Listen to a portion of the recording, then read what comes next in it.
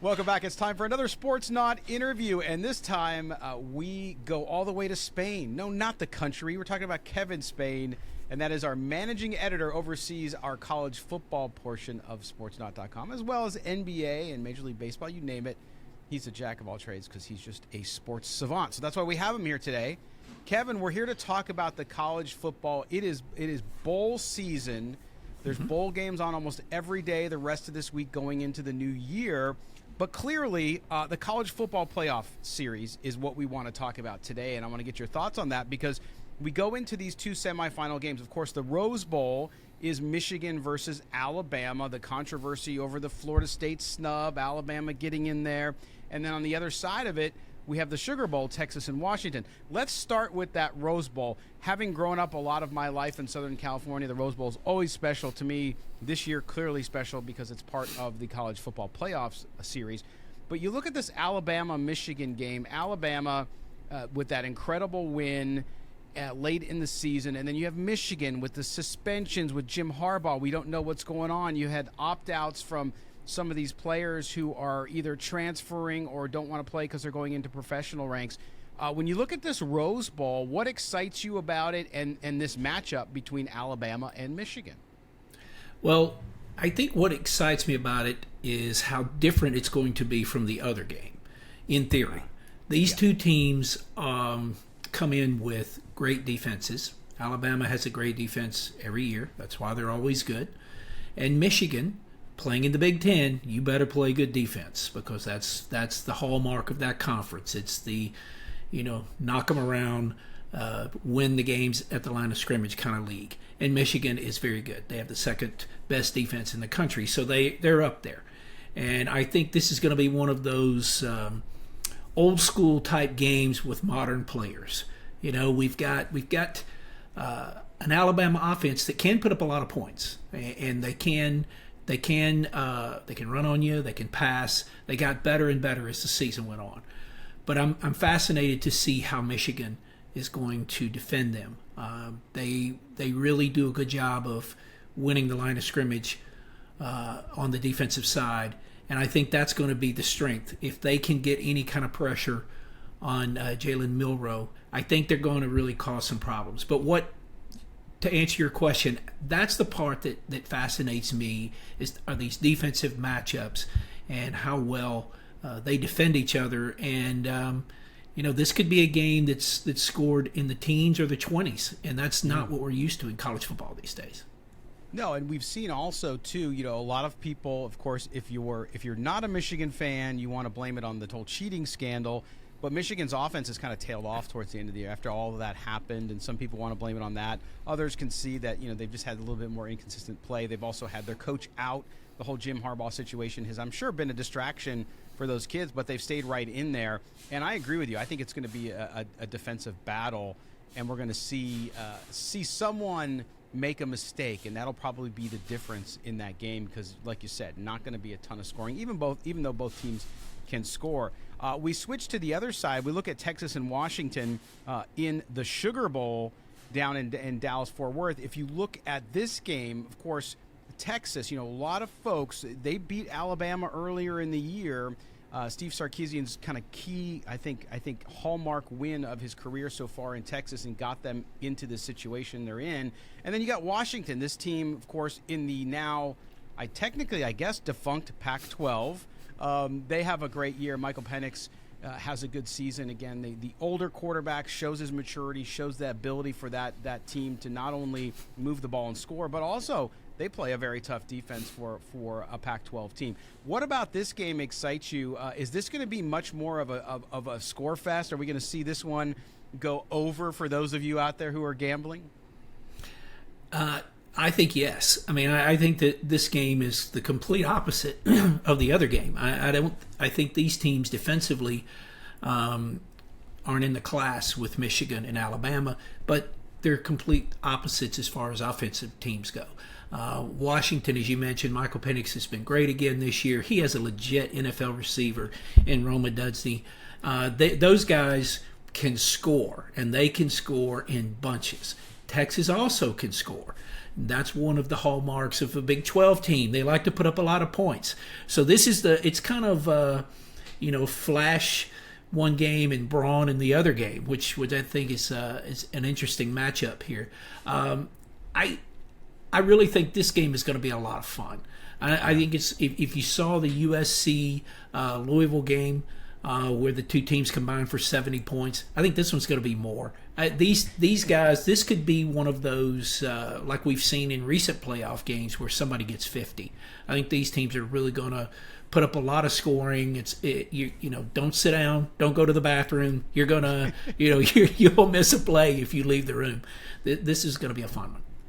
Good advice. Yeah, and it certainly sets up a national championship game that's going to be a contrast in styles. Although, if Alabama does make it past Michigan somehow, like you said, Alabama can wing the ball out there. They can score quickly. They haven't done it as consistently as they passed. I think that if you look at Nick Saban, I know people don't want to give him a lot of credit because of Alabama, of the view that maybe they somehow got backed in to the playoff, but he's done a great job this year. One of his best coaching jobs, I believe, because of the challenges they faced. Yeah, I think you're right. I think he's probably one of his best coaching jobs. He came into the season with a lot of hype, and then things didn't get off to the start that they wanted. In fact, Milroe was benched for the game against South Florida early in the season, and they sort of, scrapped their way to a win using a couple of the backup quarterbacks. And Milroe was like, okay, that'll never happen again. So he really turned things around. And I think you're right. I think Saban really got the team going in the right direction. They had some tough games along the way. Tennessee had the lead on them in the second half. They came back and won. The Auburn game, they by all rights should have lost that game. They went on a 4th and long on the final play of the game, which is, if you've watched Alabama over the years, they win those games. That's the kind of game, you don't want to come down to one play most of the time against those guys because they're really good at taking charge and winning when they need to. So, yes, I think Nick Saban's done probably his best coaching job this year to get this team from that early season loss. They looked very bad for an Alabama team early on, and then they turned it around and got themselves in position to play Georgia in the championship game and beat them. Georgia hadn't lost in 2 years, or 3 years. So they beat them to get here. So, yes, he did a great job. As far as Michigan goes, I give the players all the credit. Jim Harbaugh was out, not on the sidelines for about half of the season, and yet these guys continued to play. They were consistent. One thing I think is also a criticism of this team was they really didn't have to play a lot of great teams that came in with a chance to beat them. Maybe Ohio State, maybe Penn State. They got up for those games and won. They didn't dominate, but they won. Iowa really never posed a threat to them in the Big Ten championship game because they can't score, and Michigan's defense was so good they just basically shut them down. So Michigan has been consistent.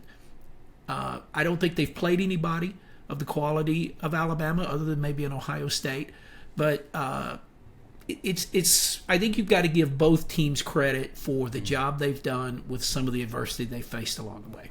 Yeah, well said there. And as we kind of tie up this conversation today around the bowl games, one of the things I want to ask you too, because of your knowledge of college football, is we look at what's happening. So of course, this is the last year 14 playoff. We'll go to 12 next year, correct? Yep. Also, we've seen the growing impact of the transfer portal. And not only that, and I saw a couple questions, people questioning, some pundits saying, it's sort of akin if the NFL had free agency start before the season ended, because what we've seen with bowl games this year, right? And we see opt-outs all the time. If a kid's going into the draft, you understand he doesn't want to risk injury, and so you've gotten used to that. But now with this transfer portal, you have teams that are making bowl games that may have won conference championships, like Ohio State or any of these teams.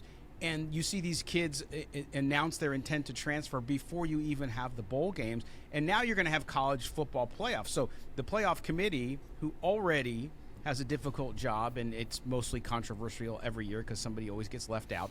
Now you're going to be choosing 12 teams, and you have to base that on all the parameters they do every year. But now you could announce a playoff of 12 teams, and 6 of those teams could lose their starting quarterback who enters the portal or decides to go pro. Boy, how are they going to figure this out? Have you given any thought to that? Yeah, I think the good part for the teams that are winning is that it seems like the fewer I want to word this right. Teams have lost fewer players that are making the playoff, or at least fewer impact players. I think the guys that are losing the quarterbacks or the stud linebackers or the good linemen, they're the ones in the bowl games. And used to the bowl games were the things we all wanted to see, especially as we get further along in here in some of these bigger bowl games. But that's where these guys are opting out. Tennessee, for instance, brought them up a minute ago in their game against, they're going to be playing Iowa in a bowl game. Well, their quarterback just opted out yesterday. So it gives them less than a week to put their other quarterback in to get ready. Teams are facing that kind of thing.